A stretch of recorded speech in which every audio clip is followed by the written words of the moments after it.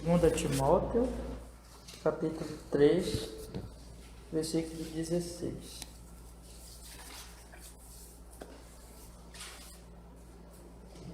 Diz assim a palavra do Senhor.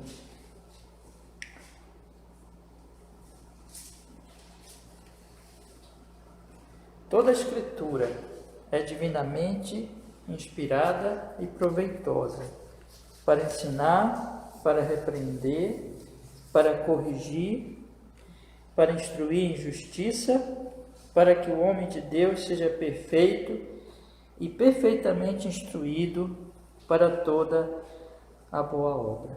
Amém. Vamos orar, irmãos? Senhor, estamos aqui em Cristo Jesus, Pai, para começar a estudar, Senhor, as grandes doutrinas da Tua Palavra, neste curso, meu Deus, curso bíblico, curso doutrinário.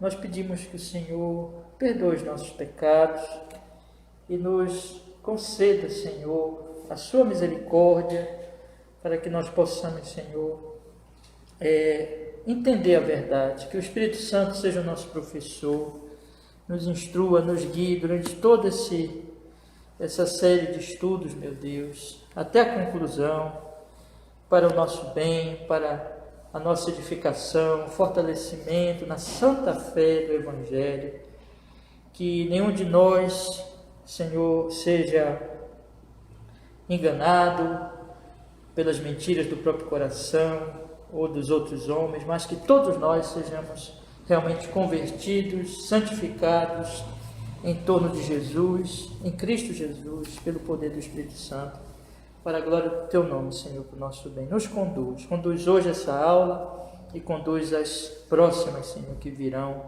Em nome de Jesus, nós oramos assim, nós agradecemos e Te damos graça pelo privilégio de estarmos aqui para estudar a Tua Palavra. Em nome de Jesus. Amém e amém. Graças a Deus. Amém, meus irmãos. Pode ser. Amém, meus irmãos. Nós vamos começar hoje, meus irmãos, estudar as grandes doutrinas da Palavra de Deus e baseadas, irmãos, principalmente na nossa confissão de fé, né? Eu passei o PDF lá no grupo, aí a gente depois vai acertar, né?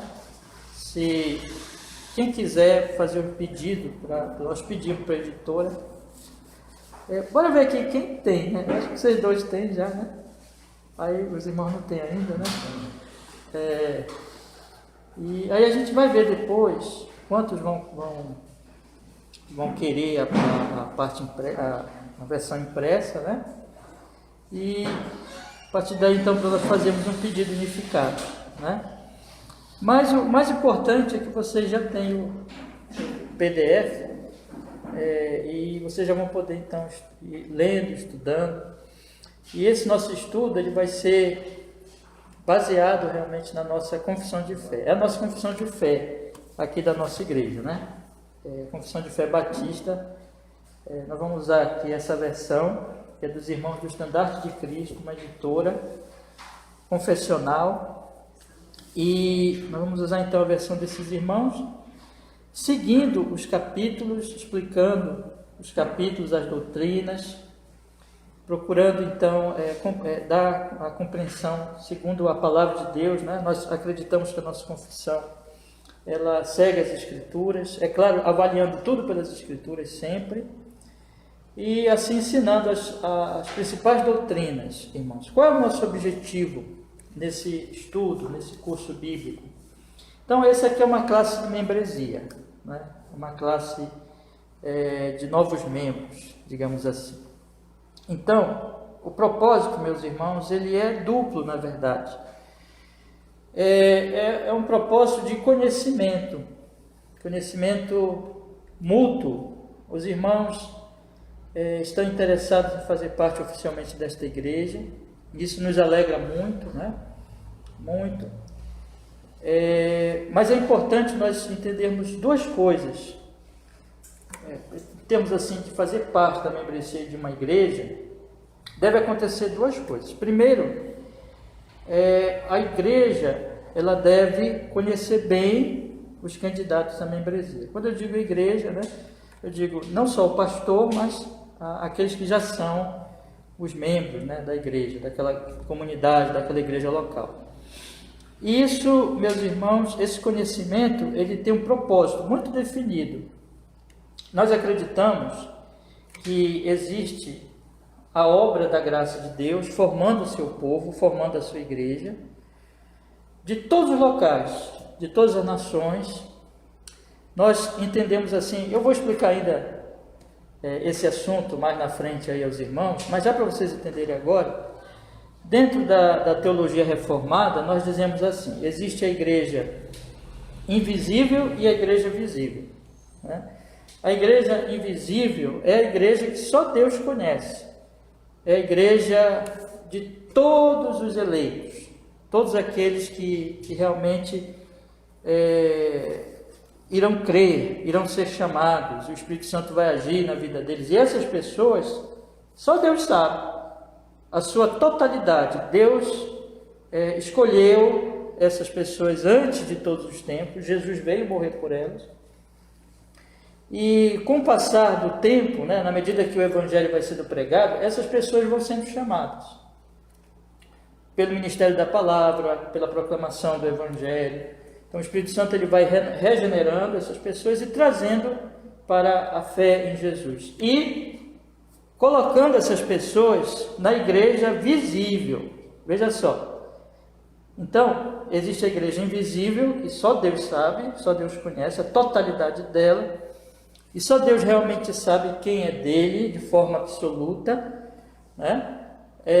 Mas ele vai operando a formação das igrejas locais, que são as igrejas visíveis, que são as igrejas das cidades, dos bairros, né? São as igrejas, tem esse nome visível porque realmente nós podemos ver, nós temos comunhão, nós conversamos com os irmãos, nós cultuamos dominicalmente, né?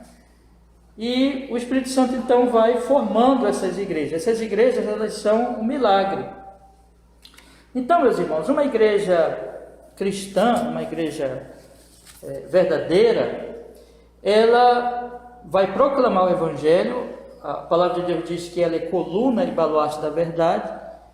E na medida que ela vai proclamando o Evangelho, então o Senhor vai trazendo, conforme o finalzinho lá de Atos 2, é o Senhor que traz aqueles que se hão de salvar. Então ele vai trazendo.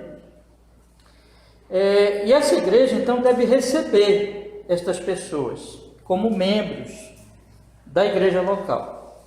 E como é que elas vão fazer isso? Elas vão fazer isso observando, né, os frutos de conversão dessas pessoas. Porque veja, é o Espírito Santo quem transforma os corações. E a obra no coração ninguém vê. Mas essa obra no coração, ela se manifesta em fruto. É como a árvore. Nós não enxergamos a raiz das árvores, mas nós sabemos que elas estão saudáveis pelo fruto. E qual é a natureza da árvore pelo fruto? Então você sabe que quando dá laranja é laranjeira e assim por diante, né? Os fundamentos de uma casa ninguém vê também. Por exemplo, nós não vemos aqui o fundamento dessa casa. Mas o fundamento é a parte mais importante. Não está sendo vista, mas esse fundamento que não é visto, ele se manifesta a sua estabilidade, né, a sua firmeza, através da firmeza de toda a casa. Então uma casa, ela é firme e ela vai continuar de pé por causa do fundamento que ninguém vê, mas o fundamento é firme. O fundamento, ele realmente sustenta aquela casa. Então, a mesma coisa é a obra de Deus, quer dizer, eu não sei, eu não posso enxergar o que o Espírito Santo fez no coração dos irmãos, ninguém pode, nem também vocês podem enxergar o que Deus fez no meu coração, mas aquilo que não é visível, aquilo que é interior, aquilo que é no coração, vai se manifestar externamente através das obras, através dos frutos, né? Que Paulo diz que é o fruto do Espírito, o amor, a paz, a alegria, a longanimidade. Então, as pessoas que realmente são convertidas, e aliás eu esqueci de falar, mas deixa eu falar, né? Irmãos, assim vocês podem fazer pergunta, tá? Então, Na hora que vocês tiverem uma dúvida, pode levantar a mão e fazer a pergunta, tá bom? Você vai fazer assim sempre, porque aqui é uma aula, né? É diferente de uma exposição, de uma pregação. Então, eu quero até incentivar os irmãos para não ficar dúvida, né? Então, se tiver já a dúvida aí, é só vocês perguntarem. Então, o Espírito Santo ele vai transformando o coração das pessoas e as pessoas elas vão manifestando fruto nas suas vidas. E é esse fruto que a igreja deve observar. Quer dizer, as igrejas, elas não sabem, elas não podem ver a obra interna no coração das pessoas. Ninguém vê isso, mas os frutos nós vemos. Então, uma pessoa que demonstra que duas coisas, ela professa a fé e ela vive de acordo com a fé. Então, a fé e a prática, a profissão de fé e a prática de acordo com esta fé. E aí, isso são os frutos, ou seja, quando a pessoa profere, quando a pessoa diz, eu creio em Jesus, eu creio nele como meu único e suficiente Salvador, e ela vive de acordo, né? Então, meus irmãos, essa fase que nós vamos passar estudando a confissão, estudando as doutrinas, é uma fase também de cuidado. Isso é bom para vocês, eu quero que vocês vejam isso como uma coisa boa para você que quer ser membro. Por quê? Porque o nosso propósito é que a nossa igreja, pela graça de Deus, é claro que é Deus que faz isso, mas que a nossa igreja seja uma igreja verdadeira. E igreja verdadeira não é simplesmente um ajuntamento de pessoas, mas é a congregação dos santos.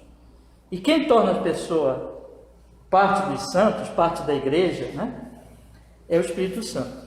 Então, esse período é um período que nós vamos conhecer os irmãos, nós vamos conhecer a sua fé, a sua vida.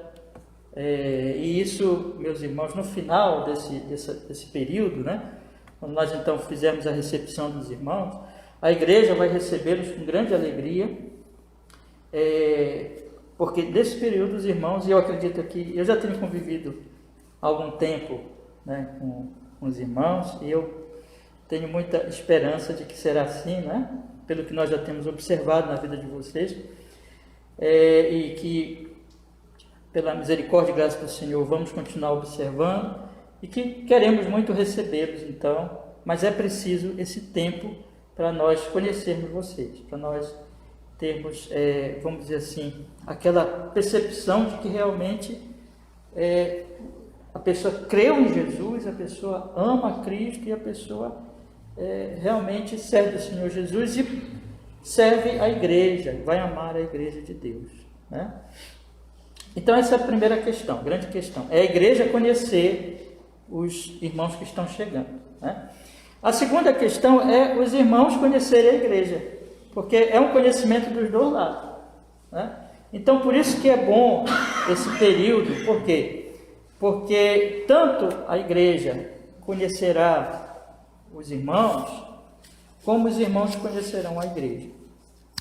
E eu quero ser membro de uma igreja. É muito importante que eu coloque diante de mim os critérios bíblicos para que eu busque ser membro de uma igreja segundo esses critérios. Por que eu devo ser membro de uma igreja? Qual a igreja que eu vou ser membro? Por que eu vou buscar ser membro desta igreja aqui, por exemplo, e não de outra, né? Existem certos critérios. E na medida que os irmãos amam Jesus e vão conhecendo as Escrituras, vão percebendo quais são os critérios de uma igreja bíblica, né? E aí é que está. Isso também é bom para quem está chegando, porque a pessoa que ama Jesus, ela quer uma igreja bíblica. Ela não quer somente se unir a um ajuntamento de pessoas que, por exemplo, é só um clube social, né? Que as pessoas vão lá só para se divertir, para outra coisa que não seja para adorar Cristo, que não seja para servir Jesus. Então, ou por outro motivo qualquer. Então, quem ama Jesus quer uma igreja verdadeira. E aí, na medida que a pessoa vai compreendendo mais e mais o Evangelho e as doutrinas bíblicas, ela vai entendendo quais são esses sinais, vamos dizer assim, de uma igreja verdadeira. E assim como nós, como igreja, vamos conhecer os irmãos, eu quero lhes convidar também a vocês nos conhecerem. De que forma? Pelas doutrinas que nós cremos, por isso que nós queremos deixar bem claro aqui para vocês o que é que nós cremos. Nós não queremos que nenhum irmão fique enganado, ou vamos dizer assim, não saiba, né, o que essa igreja crê. Nós vamos procurar ser mais claros possíveis sobre o que nós cremos e sobre a nossa vida, sobre a nossa comunhão, sobre o nosso comportamento, né? Então, veja que esse conhecimento é bom e é importante tanto para quem recebe, no caso a igreja que vai receber, como para quem busca uma igreja bíblica. Por quê, irmãos? Porque nós não podemos, de maneira nenhuma, ser, vamos dizer assim, displicentes nas escolhas, não é? Até no que nós vamos comer, nós temos que ser cuidadosos. Você não come qualquer coisa, né? Você come a coisa que faz bem, que é bem feito, que é limpinho, né? E um alimento que você goste, não é assim? Então, o que dizer das questões espirituais que são eternas? Então, se eu vou escolher uma igreja, eu devo escolher uma igreja, veja só, eu vou me tornar membro de uma igreja. Isso tem a ver com a minha alma. Isso tem a ver com a minha eternidade. Isso tem a ver com para onde eu vou depois que eu morrer. Isso tem a ver não somente com a minha alma, mas com as almas dos meus familiares, principalmente quem é pai, quem é mãe ou quem pretende ser, né? Porque você se congregará numa igreja e aquilo afetará a sua alma, a sua vida espiritual, mas afetará a vida espiritual das outras pessoas que dependem de você, que são influenciadas por você. Então, as escolhas, irmãos, quanto mais sérias, quanto mais implicações elas têm, implicações em termos assim, quanto mais seriedade elas trazem em termos de consequências, mais eu devo ser criterioso nas minhas escolhas. Com quem eu vou casar? Eu vou casar com qualquer pessoa, né? Aonde eu vou trabalhar? Não vou trabalhar em qualquer coisa.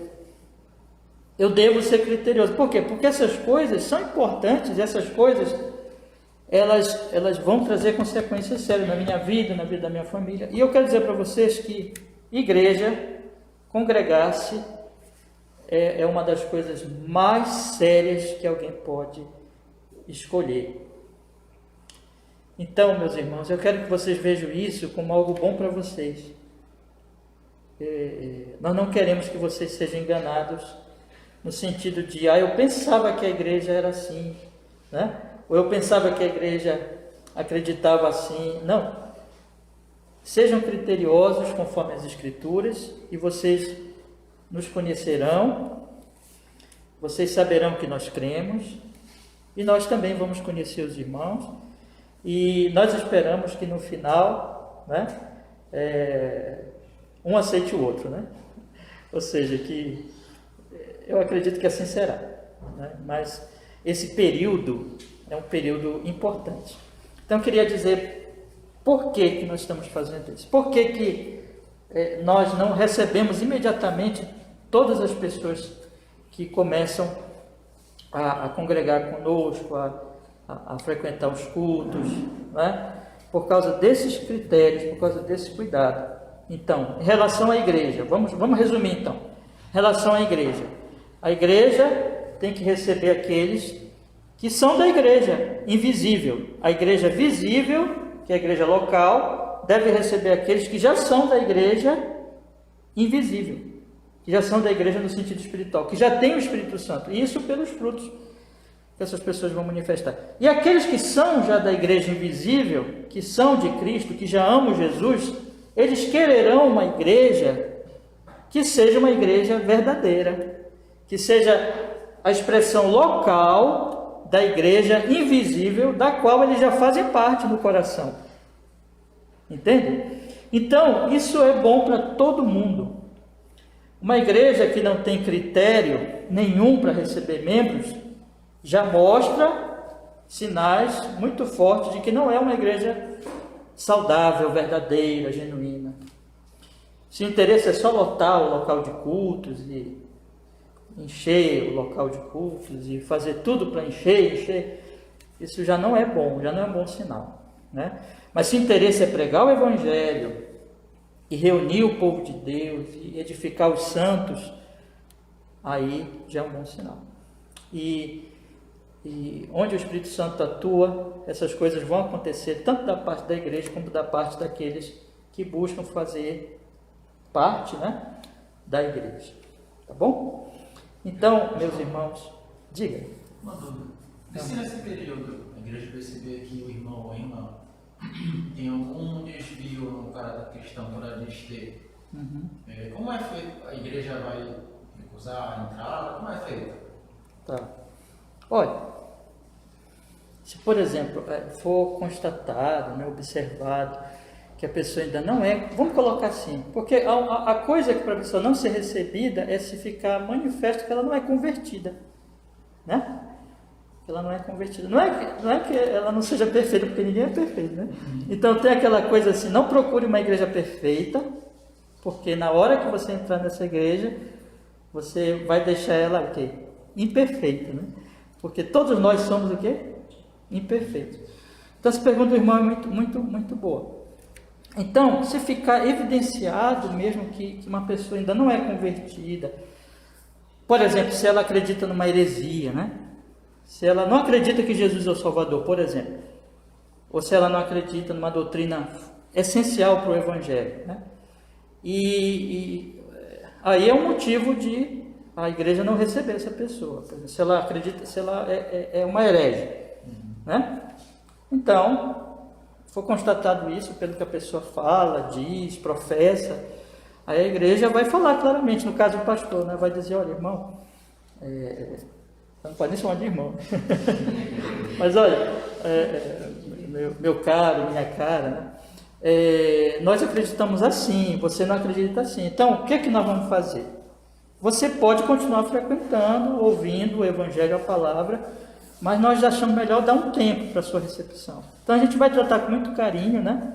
Com muito amor, mas a gente tem que fazer assim, entende? No caso de uma pessoa, por exemplo, coloquei aqui, né? No caso assim de uma heresia mesmo e tal, né? Uma outra situação, um grave problema moral, vamos dizer, né? De prática. Vamos dizer que a pessoa ela vive no pecado e ela quer continuar naquele pecado, mas ela quer ser membro da igreja. Aí nesse caso, um pecado grave que ela comete, ela não quer largar aquele pecado, ela quer continuar, isso também é evidência de que ela não é regenerada, né? Ela pode até professar uma fé ortodoxa, ou seja, uma fé correta, ela pode até concordar com todas as doutrinas, mas a vida dela está dizendo, né, que se ela ama o pecado, se ela não quer largar um pecado, uma coisa grave, manifesta para a sociedade, para todo mundo, aí a mesma coisa, irmão. Aí nós vamos chegar para a pessoa e dizer, meu caro, né? Então olha, você pode continuar frequentando, mas é melhor nós darmos um tempo para... E o que pode acontecer, irmão Tiago? Pode acontecer que a pessoa depois, ela, por exemplo, no caso de ser uma herege, ela venha a ser regenerada pelo Espírito Santo, deixar aquela heresia, né?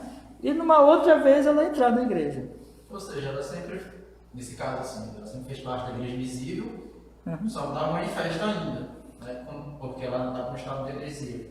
Mas com o tempo ela foi regenerada e entrou para a igreja visível. Mas, por assim dizer, ela sempre, a gente não sabia, né? Mas ela sempre participou da igreja invisível. Nesse caso assim, por exemplo, a pessoa é herege, mas depois ela se converte, ela aceita a doutrina, ela passa a fazer parte da membresia da igreja. Aí eu quero dizer, olhando para a eternidade, ela sempre fez parte da igreja invisível. Só que ainda ela não havia sido manifestada, né? Não havia se convertido, não havia entrado na igreja, mas um eleito, por assim dizer. Sim, entendi. Sim, no sentido de que ela sempre foi eleita, sim, né? Agora, em termos assim temporal, do tempo, né? Ela só passa a fazer parte mesmo da igreja invisível, né? Quando o Espírito Santo vai e transforma o coração dela, né? Nos conselhos de Deus, ela realmente, Deus já sabe, né? Deus já sabe, antes que nós nasçamos, Deus já nos escolheu. Mas em termos assim de tempo, ela, no momento que o Espírito Santo vai, regenera, da fé, aí ela passa a fazer parte da igreja no sentido invisível, né? No sentido espiritual. Aí ela vai depois, nesse processo que eu estou procurando explicar, ela vai fazer parte da igreja visível, que é a igreja local, né? Deu para o irmão entender? Deu? Então, é por aí, irmão. Então, esse período é exatamente um período de conhecimento. Tá, gente? Vocês têm alguma pergunta? Pode continuar? Pode? Então, vamos lá. Agora, irmãos, o que é que eu vou fazer? Essas aulas, elas vão ser 1 hora de duração, né? Tanto por causa da pandemia, né? A gente não pode ficar muito tempo aqui no local, mas também por uma questão, vamos dizer assim, mais prática, em termos assim, de aprendizado, né? Então, nós vamos planejar para que as aulas sejam objetivas, né? Focadas naquelas doutrinas, naqueles pontos, e nós procuremos seguir aquele nosso planejamento que eu coloquei no grupo dos irmãos, né? Vocês estão lembrados, né? Então, ou seja, nós vamos ter as aulas aos sábados até o mês de junho, né? Mês de julho a gente dá uma parada, porque às vezes tem irmão que viaja, alguma coisa assim. Apesar de que esse ano está muito difícil, né, da pandemia, mas a gente vai colocar assim. E aí voltamos em agosto até dezembro. E aí tem a questão de fim de ano, e a igreja também faz, né, a confraternização, tudo isso. Então damos uma parada de novo em janeiro. Aí em fevereiro vão ser as aulas finais, só para nós darmos algumas, vamos dizer assim, fechar mesmo as questões, as doutrinas e alguns conselhos finais, e aí nós vamos receber os irmãos. Aqueles irmãos que não são batizados nas águas serão batizados, né? Aqueles que são batizados já, todos, tanto os que vão ser batizados ou que já são batizados, nós vamos fazer a profissão de fé, que depois eu vou explicar melhor como é para os irmãos, e batizar os que não são batizados e receber todos como membros oficialmente. Então, assim que nós vamos fazer. Esse é o nosso programa, tá bom? Então, com a graça de Deus, como o Tiago diz, sempre nós devemos dizer, se Deus quiser, se eu viver, né? Se Deus quiser, farei isso ou aquilo, né? Então, descansamos no Senhor. Então, irmão, vamos fazer agora uma visão geral da confissão, que é o que nós vamos estudar. Então, se vocês tiverem a confissão aí, vocês abram na parte dos títulos dos capítulos, né? Ou do índice geral, né? Que nós vamos dar uma olhadinha nos capítulos da confissão.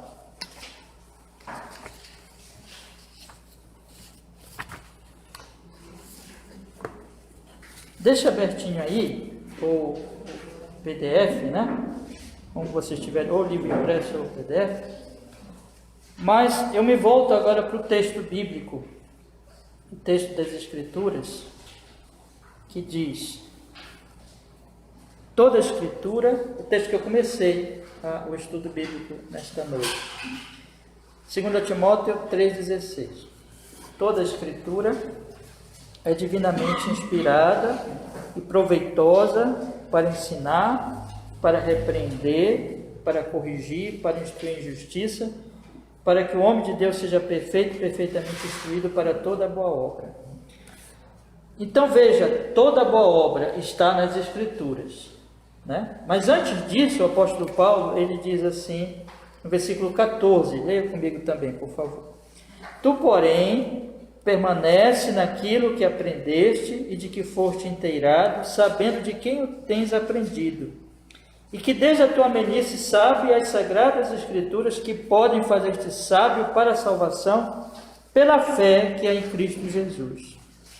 Então, a Escritura, ela nos dá a fé e ela nos dá também as obras. Tudo o que nós precisamos saber para crer e toda a prática que nós devemos ter na nossa vida como crentes está onde? Nas Escrituras. Entende? Então, tanto a fé. Então, por isso que as igrejas protestantes, né? É comum dizer assim: a Bíblia é a nossa regra de fé e prática. A Bíblia, ela é a base do que nós cremos e é a base das nossas práticas, das nossas obras.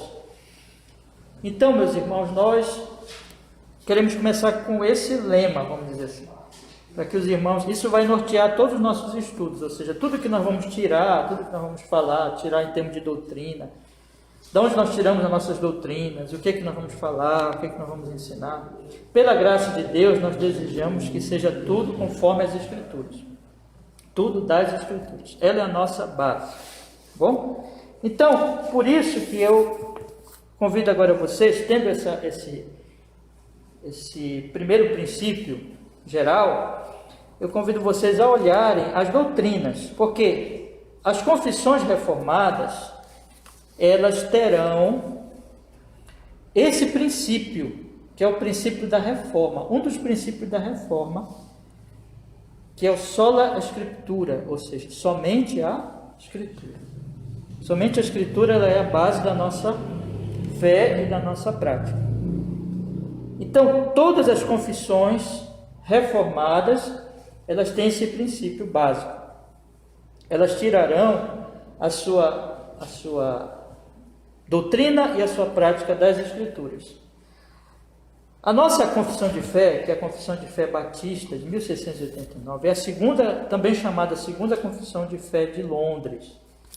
O movimento batista, irmãos, a raiz dele está no movimento puritano, separatista, né?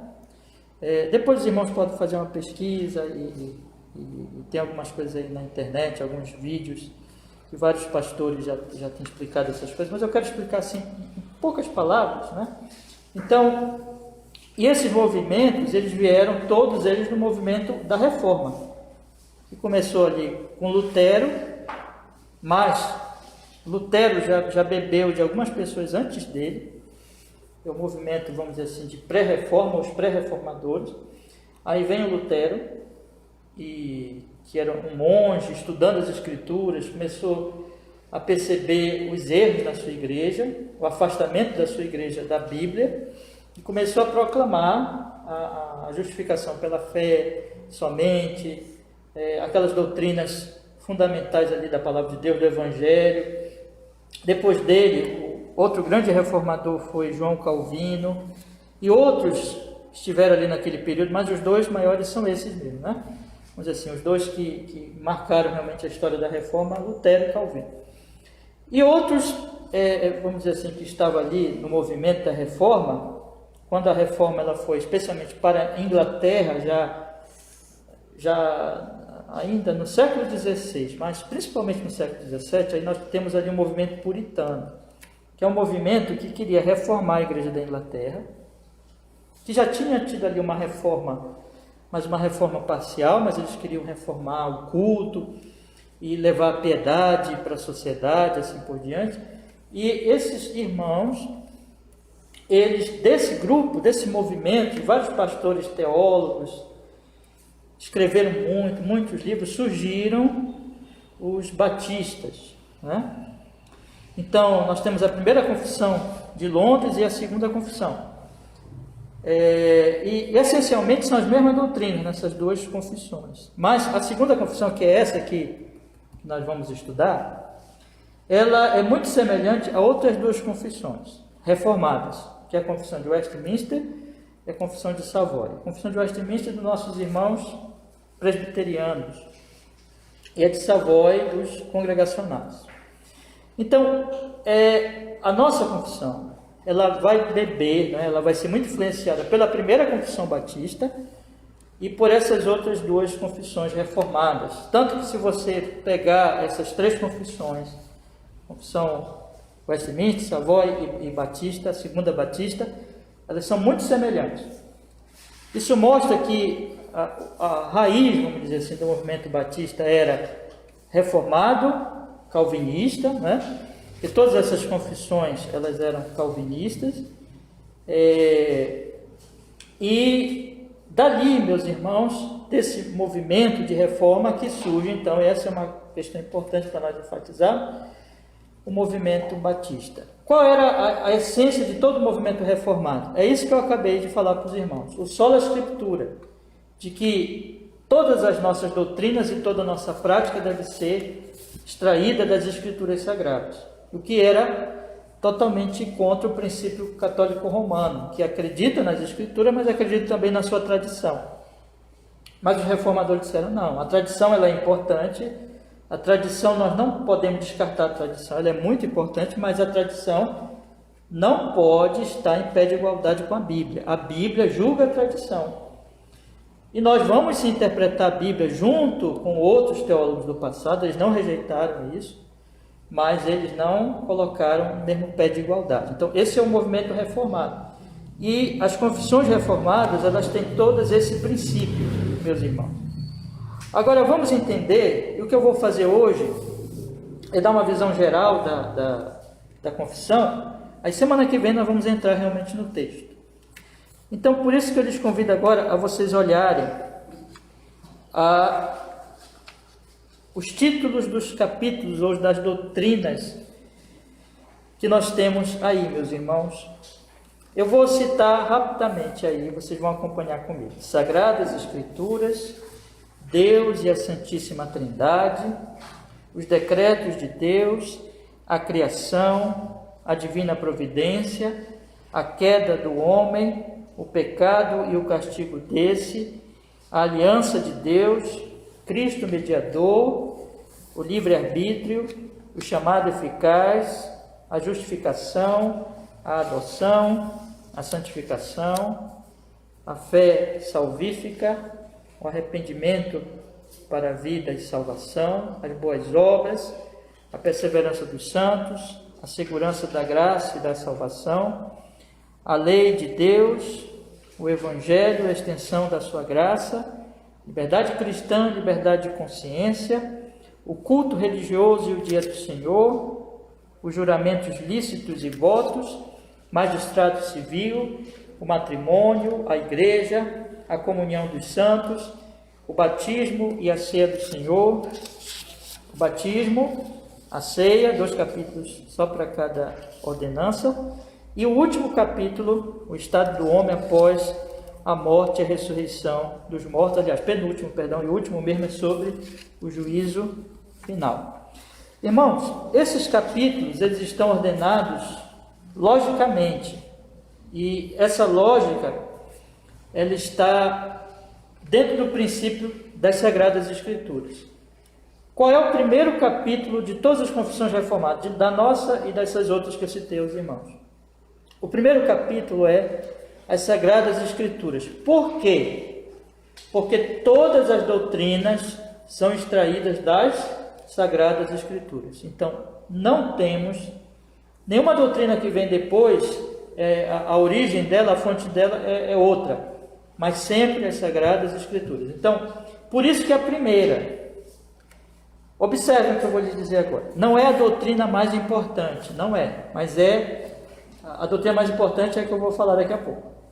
Mas ela é a base das outras doutrinas, é a fonte das outras doutrinas. Então, eu não tenho como saber essas coisas sem a Bíblia.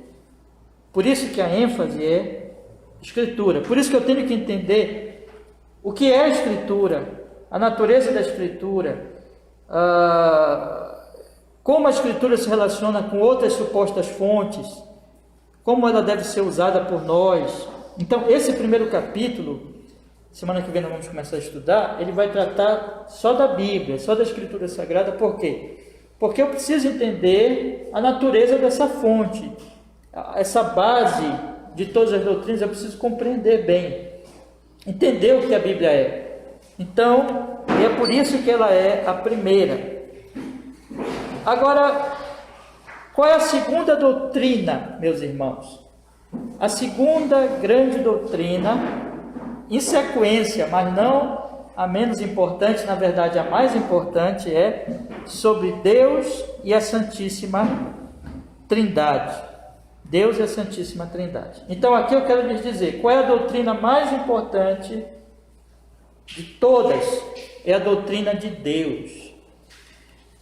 Deus é o assunto mais importante que nós podemos estudar. Na verdade, é o assunto que vai esclarecer e vai dar sentido a todos os outros assuntos. É o conhecimento que todo homem deve ter. Conhecer a Deus, saber quem Deus é. Então, meus irmãos, a doutrina principal de todas as doutrinas que nós vamos estudar aqui é a doutrina de Deus.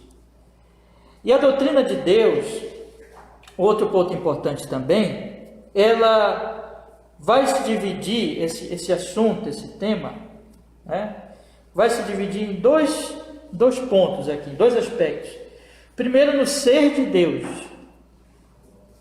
Quem Deus é? O ser de Deus, que é essa doutrina, esse capítulo aqui, sobre Deus e a Santíssima Trindade. O segundo ponto que nós vamos estudar sobre Deus são as obras de Deus. Então, se vocês forem estudar a Bíblia inteira, a Bíblia vai falar muito das obras de Deus. Por quê? Porque Deus se revela nas suas obras e na sua palavra.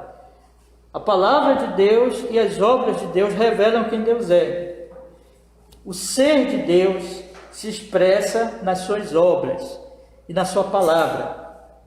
Então essas coisas estão conectadas, de forma, meus irmãos, que, por exemplo, nós estudamos semana passada o Salmo 145, que fala muito das obras de Deus.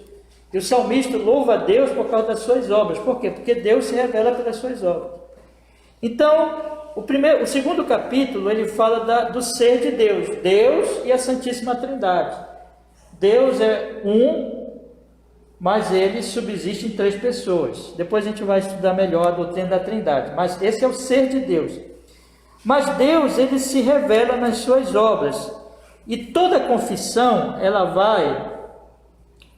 vai na verdade ser um estudo das três obras de Deus. Essencialmente, existem três obras de Deus, através das quais nós conhecemos a Ele.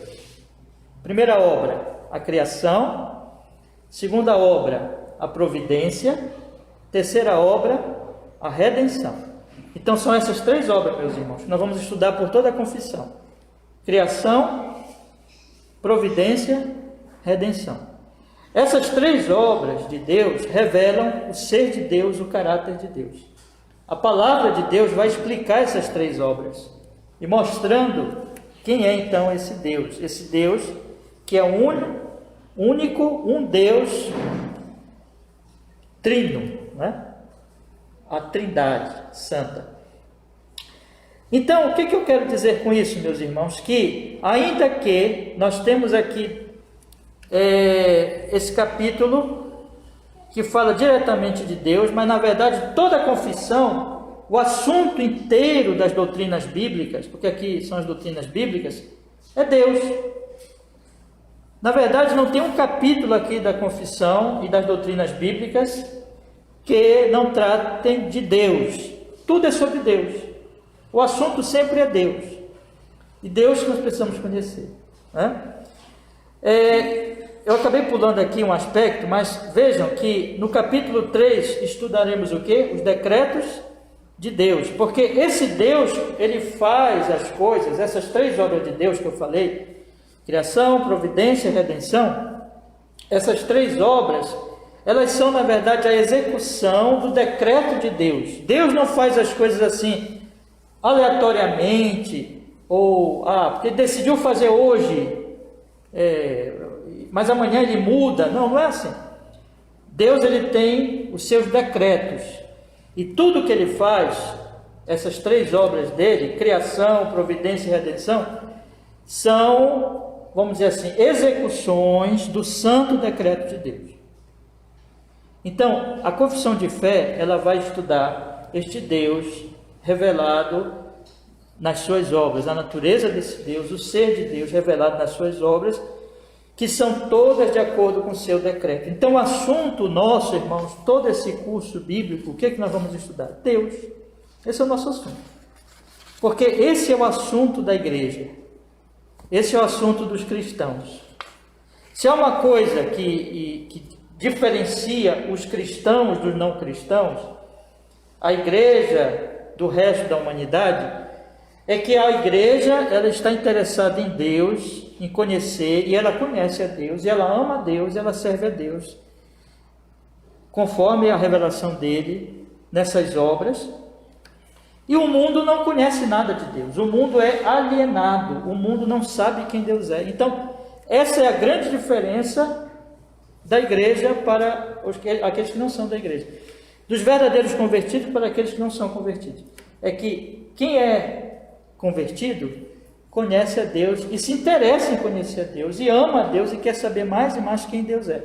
Agora, quem não é de Deus, que não é convertido, não se importa, ele vive na ignorância e ele não quer saber de Deus. Vocês lembram que Jesus disse, né? A luz veio ao mundo, mas os homens amaram mais as trevas do que a luz. Por quê? Porque as suas obras eram más. Eles não querem conhecer a Deus porque Deus para eles é um incômodo. Deus, ele condena eles. Qual é o problema do homem pecador? De todos nós, na verdade, antes de nós sermos cristãos. O problema nosso é Deus. É que nós somos pecadores no mundo de um Deus santo. É que um dia nós vamos ter que prestar contas a esse Deus. Então, nosso problema é Deus. Por isso que as pessoas não querem que Deus exista. Por isso que tem ateus na teoria. Tem gente que diz assim, eu não acredito em Deus. Tem gente que diz assim, porque ele quer negar esse Deus que é juiz e que vai julgá-lo. Mas existe também o ateu prático, que é aquele que diz que acredita em Deus, só que o Deus que ele acredita não é o Deus verdadeiro, mas é um Deus de acordo com a cabeça dele, de acordo com o seu pecado. Não, meus irmãos. Se nós somos de Cristo, nós já conhecemos esse Deus, nós amamos a Ele, e isso para nós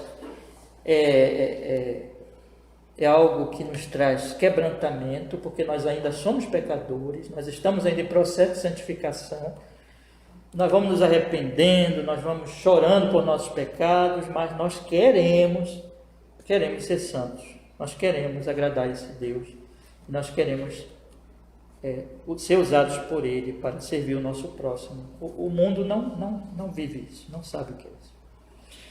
Bem, meus irmãos, continuando, tudo aqui é sobre Deus, só que vamos falar dessas três obras. Criação, está aí no capítulo 4, providência, está aí no capítulo 5, e a partir daí, redenção. Criação significa que Deus criou todas as coisas. Providência significa que Ele controla e sustenta o que Ele criou. E redenção? Redenção significa que Ele salva a sua criatura que o traiu, que se voltou contra Ele. Quem é? O homem.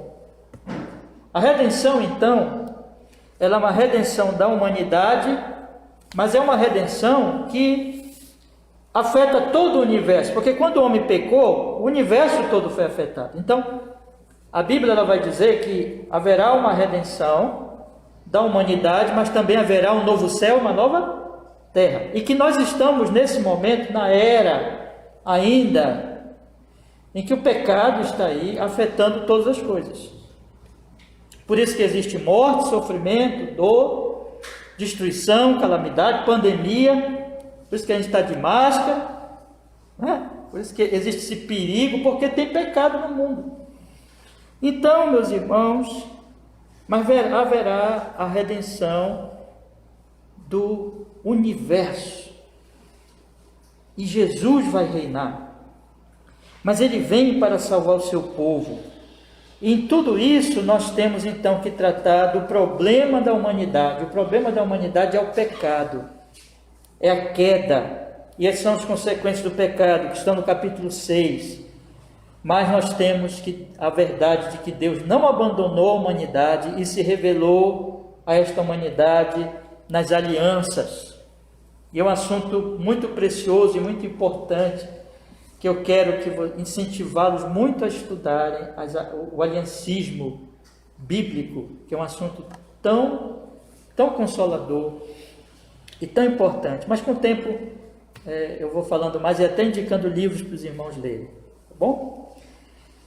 Mas nós temos aí que existe aliança através da qual o Senhor vem nos salvar por um mediador dessa aliança, que é Cristo. Capítulo 8. Somos pecadores, mas Cristo é o Salvador. Então temos aqui, irmãos, até o capítulo 8, a apresentação da queda do pecado e de Cristo mediador. A partir do capítulo 9, nós temos a aplicação desta redenção no indivíduo, no eleito de Deus. Então, esses capítulos que nós temos aqui, meus irmãos, o livre-arbítrio, o chamado eficaz, são aqueles capítulos que tratam mais diretamente da aplicação, ou seja, envolve até a pergunta que o irmão Tiago fez. Quer dizer que Deus, ele redime, mas essa redenção, ela é aplicada. E ela é aplicada, explicada melhor essa aplicação na doutrina número 10, que é sobre o chamado eficaz, que está relacionada com a questão do livre-arbítrio. O homem, ele tem uma responsabilidade, e quando eu chegar lá na doutrina eu vou explicar melhor, mas o Espírito Santo, ele vai agir nesse homem, de maneira que ele vai atrair esse homem para Cristo, que é aplicando Cristo na vida desse homem. Então nós temos aqui essas duas doutrinas. E aí, a partir de então, ele passa a usufruir dos benefícios da redenção, que vamos tratar então dessas doutrinas, que são os benefícios da redenção. Quais são? Justificação, adoção, santificação.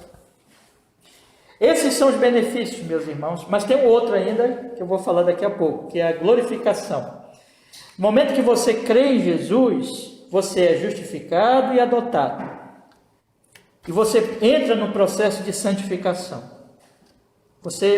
Deus já está operando na sua vida. Você já foi justificado, você já foi adotado, você agora é um filho de Deus. Você é justo aos olhos de Deus pelo sangue de Jesus, mas você está no processo de santificação. A confissão, então, irmãos, ela vai, a partir do capítulo 14, ela vai explicar um pouco mais essas obras, esses benefícios e também da própria aplicação da redenção, nas seguintes doutrinas: arrependimento para a vida e salvação, as boas obras, a perseverança dos santos, a segurança da graça e da salvação, a lei de Deus e os próximos capítulos todos. Esses capítulos aqui, veja que há uma ordem lógica aqui, eles vão falar dessa aplicação e do efeito dessa aplicação da redenção na vida do eleito de Deus. Ele se arrepende, ele crê, ele passa a praticar boas obras, ele vai perseverar, ele terá segurança da salvação, ele terá certeza da sua salvação. Ele vai viver de acordo com a lei de Deus. A lei de Deus é dada a ele para que ele saiba como viver. Lembra que nós falamos no início, as boas obras. Ele vai compreender, meus irmãos, sobre que tudo é pela graça de Deus. E ele vai experimentar uma liberdade de consciência. Antes do homem ser convertido, o homem é preso na sua consciência. Ele não tem a liberdade cristã nem a liberdade de consciência. Mas a partir do momento que ele é convertido, ele é livre para servir a Deus. Ele não fica mais preso à vontade de homens, mas ele agora está livre para servir a Deus somente. É a Deus que ele serve. Isso é liberdade de consciência. Quando chegar lá nós vamos explicar melhor, mas tudo isso é efeito da redenção na vida deste homem. A partir daí, meus irmãos, este homem, ele não foi salvo para viver sozinho, mas ele foi salvo para compartilhar dessa salvação e dessa redenção com os outros que foram salvos, como também ele foi chamado por Deus para manifestar essa redenção, inclusive aos que estão fora da igreja. Então, esses próximos capítulos, observem: culto religioso, dia do Senhor, juramentos lícitos e votos, magistrado civil, matrimônio, igreja, comunhão, batismo, e 2 capítulos que tratam separadamente das ordenanças, batismo e ceia do Senhor. Vocês percebem que esses capítulos aqui têm a ver com a vida, vamos dizer assim, social do cristão? Que o cristianismo não é uma coisa individualista. Todos esses capítulos aqui, vocês podem observar que eu cultuo e eu guardo o dia do Senhor sozinho? Não, mas com a igreja. É o culto público, principalmente, que está em vista aqui. Juramentos lícitos e votos tem a ver com outras pessoas. Tem a ver com as minhas relações com outras pessoas. Magistrado civil, eu devo obediência ao magistrado civil porque eu vivo numa sociedade. E como cristão, eu devo ser o melhor cidadão do país. Então, a minha relação com o magistrado civil deve ser como um cristão, como alguém redimido. Matrimônio tem a ver com família. O cristão, ele tem a sua família. E ele se relaciona com a sua família como um cristão. Igreja é a comunidade dos santos, é a igreja local. E também no sentido, como eu falei no início, invisível, mas especialmente aqui está em foco, nesse capítulo, a igreja local, a igreja visível. Eu vou me relacionar com as pessoas. A comunhão dos santos nem precisa falar, tem a ver com relação. Eu tenho comunhão com os santos. O batismo e a ceia são ordenanças que eu participo com os santos. Inclusive, a igreja ministra a mim, tanto o batismo como a ceia. Então, tem a ver com as minhas relações com as pessoas. Percebe, então, que o cristão, a redenção, não nos torna individualistas, egoístas, egocêntricos, mas nos torna o quê? Participantes de uma comunidade de santos que influenciará a sociedade, a família e a sociedade em geral. Então, é aquilo que nós poderemos lembrar de que Jesus disse que o cristão é o sal da terra e a luz do mundo, e o cristão, ele vive com aqueles que já são sal e são luz, e junto com eles que ele se torna o sal da terra e a luz do mundo, e não sozinho. E finalmente, meus irmãos, os 2 últimos capítulos, eles tratam do final mesmo, né? Por isso que é finalmente. Nós vamos morrer. Nós vamos morrer. Todo mundo vai morrer. A não ser que nós estejamos vivos quando Jesus voltar, né? Só nesse caso que não. Mas nós sabemos que vamos morrer. A nossa vida nesse mundo vai se extinguir. E a Bíblia, ela fala sobre o que vem depois da morte e também sobre a ressurreição dos mortos. Mas nós sabemos que não somente eu vou morrer, não somente a minha vida terá um fim, mas também o mundo terá um fim. Isso aqui vai acabar, isso aqui vai passar. Isso aqui não é para sempre. Esse mundo de pecado, de morte, de dor, de sofrimento, não é eterno. Esse mundo vai desembocar num juízo final. Deus vai chamar as suas criaturas racionais para juízo. Quais são elas? Anjos e homens. E Deus vai julgar anjos e homens. Mas em Cristo Jesus, nós já fomos o quê? Justificados. Então, esse juízo final não deve nos trazer temor, mas esperança, porque na verdade nós sabemos que lá nós temos o advogado, que é Jesus. Então, meus irmãos, perceba a ordem lógica.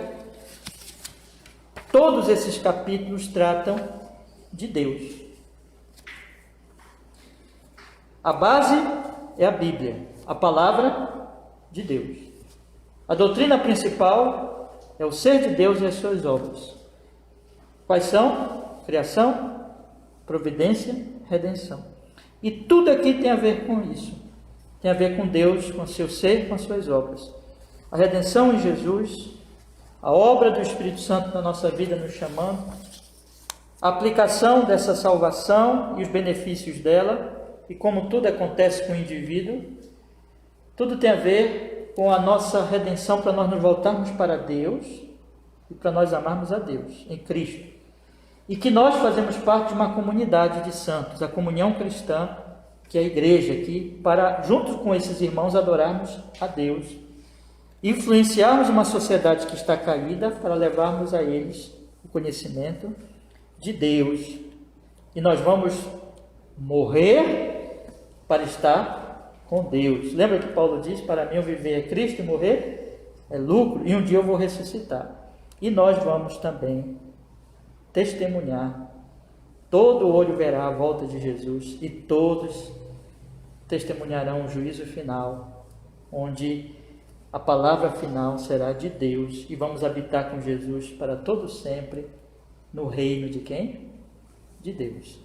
O assunto então é Deus. A nossa salvação, a nossa alegria, a nossa esperança é Deus. Eu espero, queridos irmãos, que esses estudos sirvam para todos nós que estamos aqui, para nós conhecermos profundamente a Deus, amarmos a Ele e servirmos a Ele juntos aqui nessa igreja local. É isso que nós queremos, e que Ele nos abençoe. Amém? Tem alguma pergunta para a gente fazer a oração final? Encerrar hoje? Não? Vamos orar então, meus irmãos, e vamos encerrar esta aula. Eu espero vocês sábado, de novo. Pode ficar de pé, né? Para a gente orar. Vamos agradecer ao Senhor.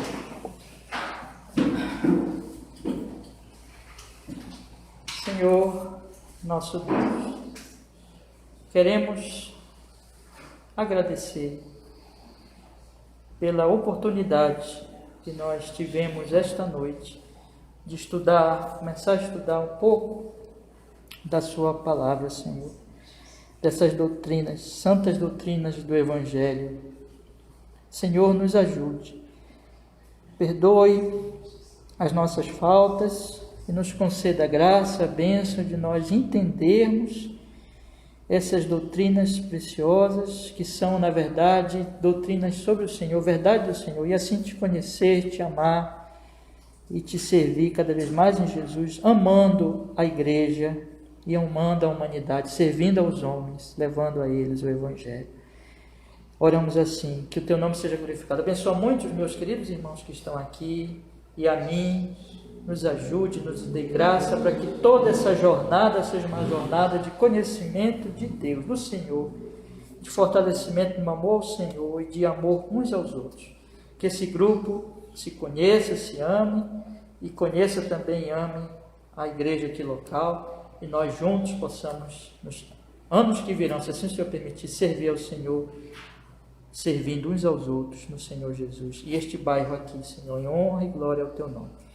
Assim nós oramos e assim nós agradecemos em Jesus. Amém e amém. Amém, meus irmãos. Boa noite então, meus irmãos.